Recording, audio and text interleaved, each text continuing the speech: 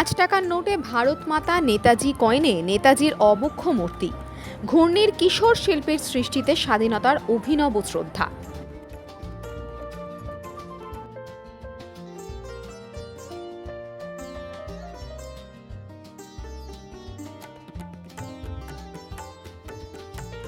একটা 5 টাকার পুরনো নোট আর একটা 5 টাকার কয়েন।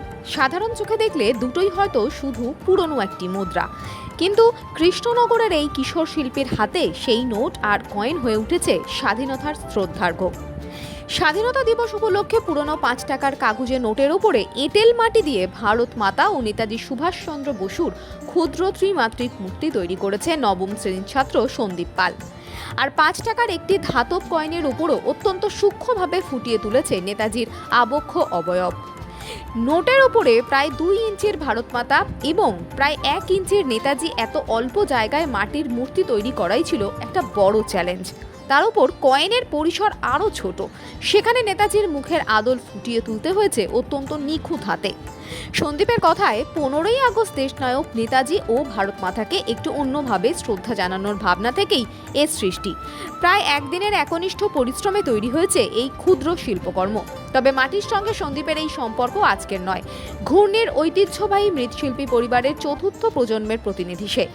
ছোটবেলা থেকেই মাটির পুতুল ও ভাস্কর্য তৈরির পরিবেশে বড় হয়েছে। বাবা এবং প্রয়াত দাদুর পাশাপাশি তার শিল্পী সত্তাকে বিশেষভাবে অনুপ্রাণিত করেছে রাষ্ট্রপতি পুরস্কারপ্রাপ্ত জ্যাঠামশাই, বিশিষ্ট মৃৎশিল্পী সুবীর পাল। এর আগেও বিভিন্ন প্রতিকৃতি ও ছোট মডেল তৈরি করেছে সন্দীপ, তবে মুদ্রার ওপর এমন সূক্ষ্ম কাজ এই প্রথম। আগামী দিনে মিনিয়েচার আর্ট নিয়ে আরও বড় পরিসরে তিনি কাজ করতে চায়। ঘূর্ণির ঐতিহ্যবাহী মাটির পুতুল ও ভাস্কর্য শিল্পকে আধুনিক রূপে রূপ দিয়ে দেশের পাশাপাশি বিশ্ব মঞ্চে তুলে ধরার স্বপ্নও রয়েছে তার। 2026 সালের 15ই আগস্ট ভারত পালন করবে 80তম স্বাধীনতা দিবস। সেই আবহে সন্দীপের এই ক্ষুদ্র সৃষ্টি যেন মনে করিয়ে দিচ্ছে, শ্রদ্ধার আকার ছোট হতে পারে, কিন্তু দেশপ্রেমের মাপ কখনোই ছোট নয়।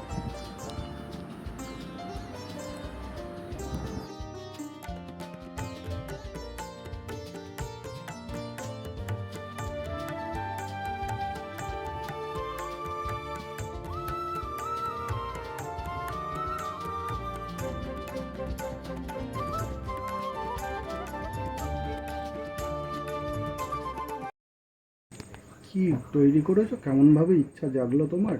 আমার ছোটবেলা থেকেই আমি দেখে আসছি বাবা জ্যাঠাদের দাদুদের, যে এই মাটি নিয়ে যে কোনো কিছু করতে, মানে মূর্তি বা কোনো প্রোটেক্ট করতে দেখেছি। সে আমারও ইচ্ছা হলো যে এইগুলো আমি কেন পারবো না, তারপর থেকে এগুলো করতে ইচ্ছা হয়েছে।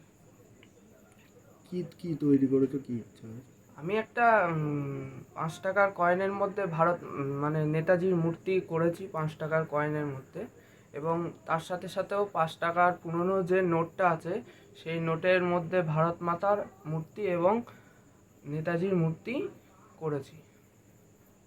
কি করে মাথায় এলো এটা করার জন্য? এটা আমি দেখলাম যে একটা নতুন কিছু ভাবনা করতে হবে।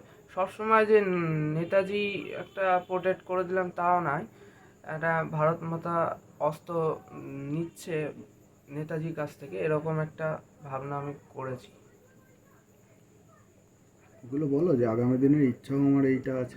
পরিবারে বংশ পরম্পরা হয়ে আসছে এই কাজটা, এবং আমার দাদুও রাষ্ট্রপতি পুরস্কার প্রাপ্ত, আমার জেঠুও রাষ্ট্রপতি পুরস্কার প্রাপ্ত। এদের দেখে আমার ইচ্ছা হয়েছে যে আমিও কেন পরবর্তীকালে আমি রাষ্ট্রপতি পুরস্কার পাবো, মানে পাওয়ার ইচ্ছা আছে।